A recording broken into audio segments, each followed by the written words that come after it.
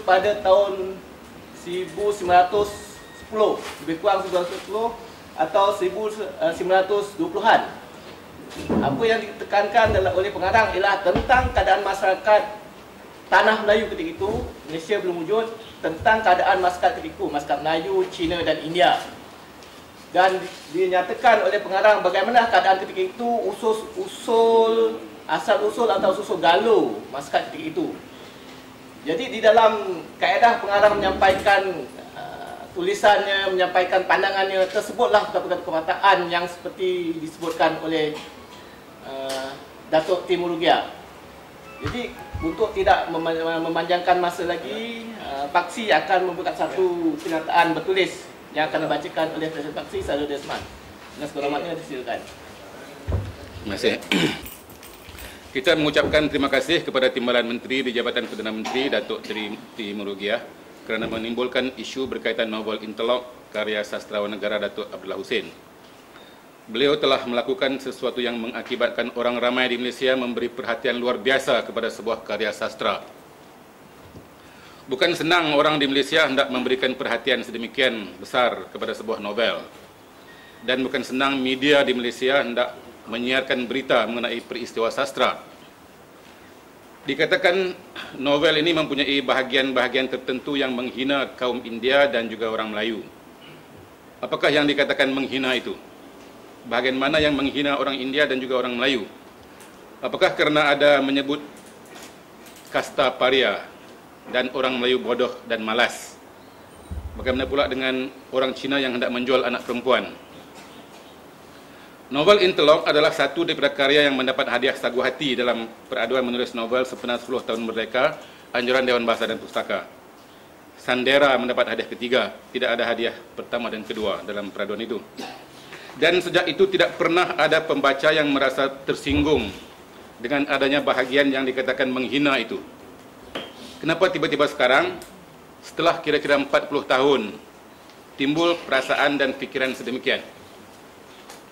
Paksi berpendapat itu adalah kerana kita melihatnya dari sudut kepentingan politik perkauman. Masyarakat kita hari ini masih tebal dengan pemikiran dan sikap prasangka perkauman. Masing-masing berfikir untuk kepentingan politik masing-masing, bukan untuk kepentingan nasional. Berbanding dengan dulu, pemikiran dan sikap prasangka perkauman kita sekarang lebih teruk. Isu yang ditimbulkan sekitar novel ini menjadi buktinya. Dulu tak apa-apa.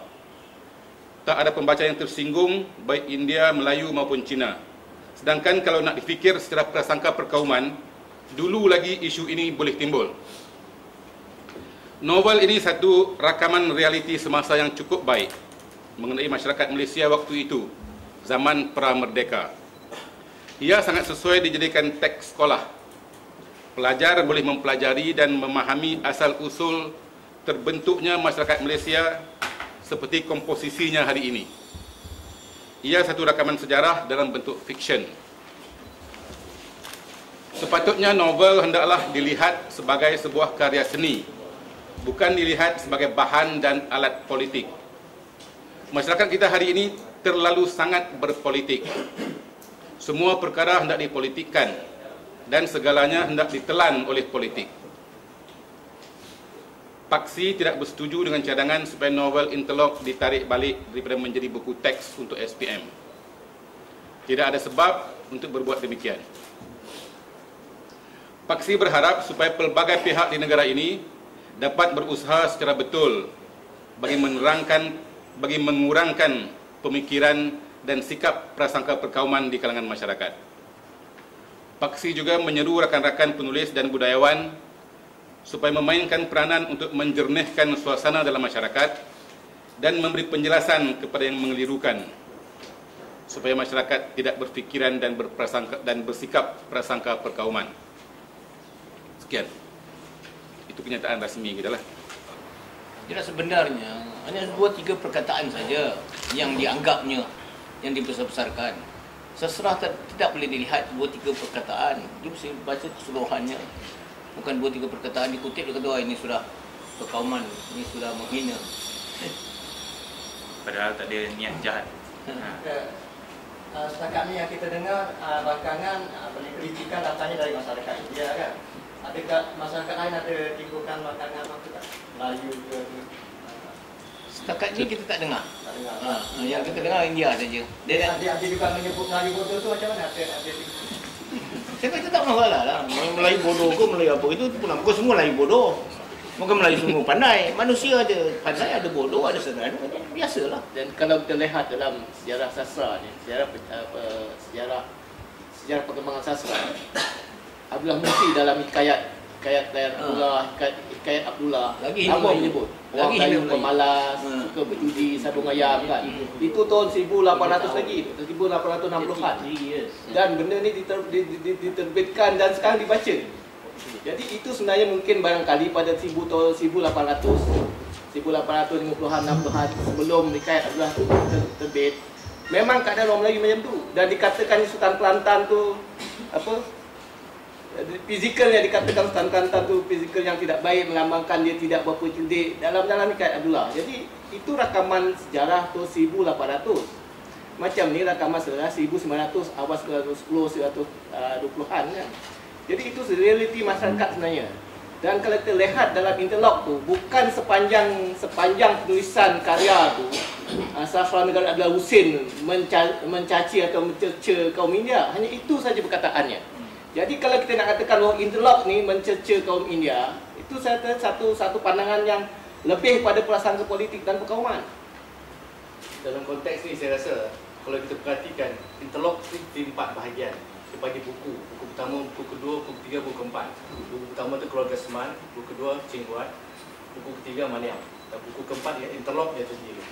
Jadi episod interlog yang terakhir itu menunjukkan gambaran bagaimana masyarakat itu dikendaki sebagai pengarang. Kalau saya melihat di sini pribadi, kalau saya lihat pribadi, dia tidak melihat Melayu sebagai sesuatu yang positif. Kalau saya nak sensitif, tidak positif sebenarnya. Seman itu tidak kemana-mana sudah.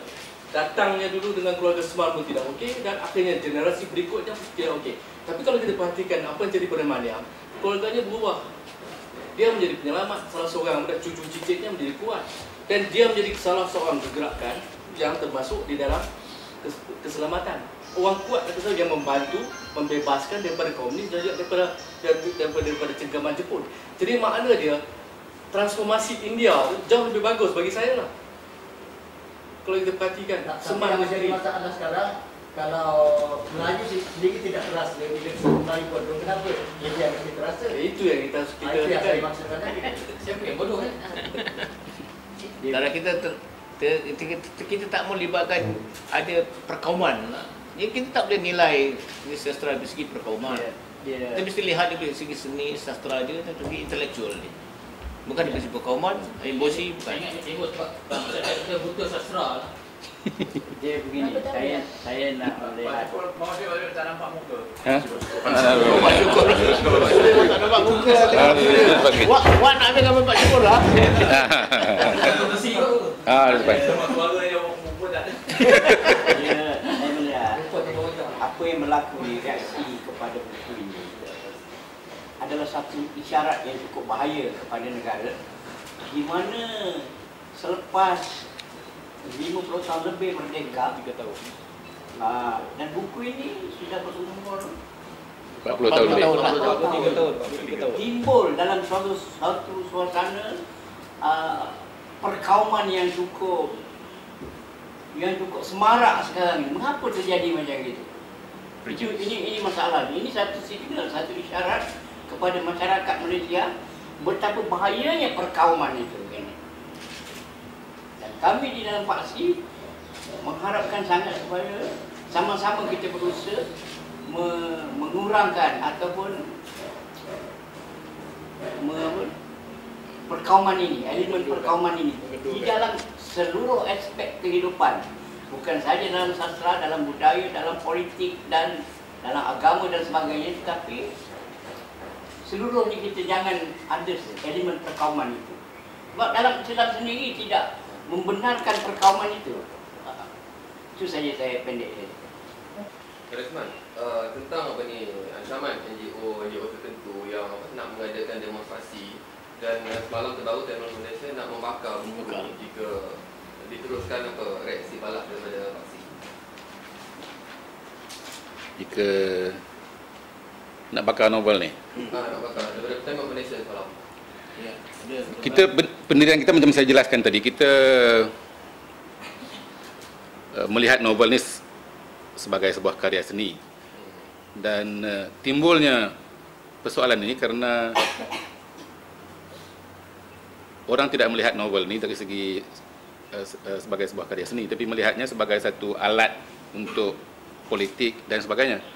Jadi paksi tak boleh buat apa-apa lah.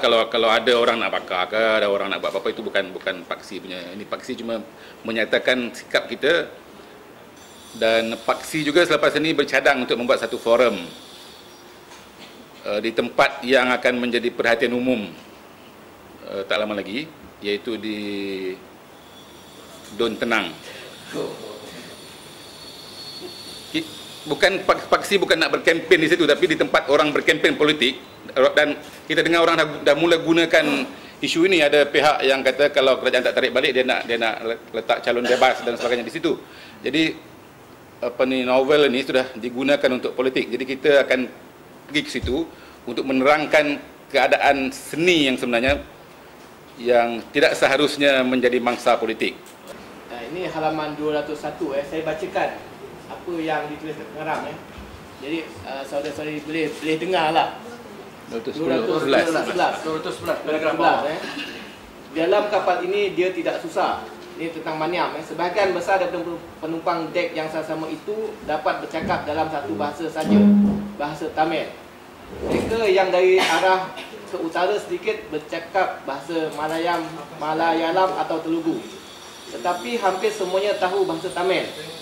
Malayalam dan Telugu pun berasal dari satu rukun bahasa Dravidia.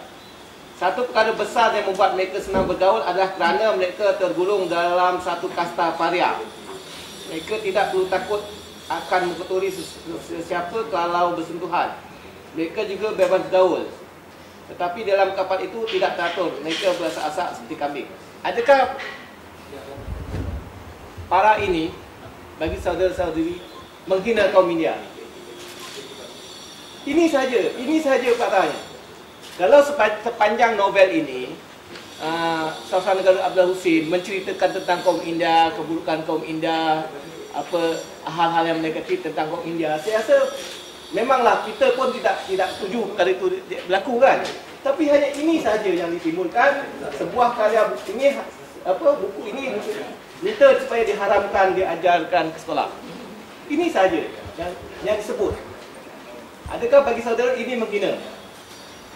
Mungkin kalau kita melihat secara lebih ni, saya ingat itu hanya satu cerita saja untuk menggambarkan latar belakang tentang satu masyarakat saja. Malaysia ini. Rahman melihat bahawa satu masyarakat Melayu mesti dibentuk, tetapi dia belum tahu atas dasar apa pembentukan itu mesti dilakukan. Sekarang antara orang Melayu, India dan Cina tidak ada hubungan apa-apa. Mereka hidup dalam masyarakat yang tersendiri. Orang India menguasai perkebunan, orang Melayu menjadi petani, nelayan dan pegawai negeri. Sementara orang Cina pula menguasai rombong bijih dan perdagangan. Dia menggambar dengan ekspresi. Bukan surat 395. Kalau kita perhatikan bagi saya ni, dari segi pribadi saya pribadi, sebenarnya dia tidak bagi orang Melayu lah. Seman tu bermula dengan miskin, berakhir dengan miskin papa tau. Mana yang buah, mana yang lain. Patut orang Melayu yang berada dalam Orang Melayu teruk. Orang Melayu teruk. Orang Melayu berkonteks. Patut terdepan orang Melayu tau. Patut orang Melayu kata dalam bentlok ni, apa ni, tak boleh ajarkan ke sekolah. Orang Melayu ni tak ada usaha kan. Sentiasa daif je kan. Mula miskin, akhir pun miskin. Akhir pun daif. Seman tu pergi cari si India ni untuk dapat kerja dekat estate tu. Beza dia tu. Jadi kita tengok dia dan negatif. Cuba kita tengok yang positifnya. Positifnya India positif, lebih positif sebenarnya.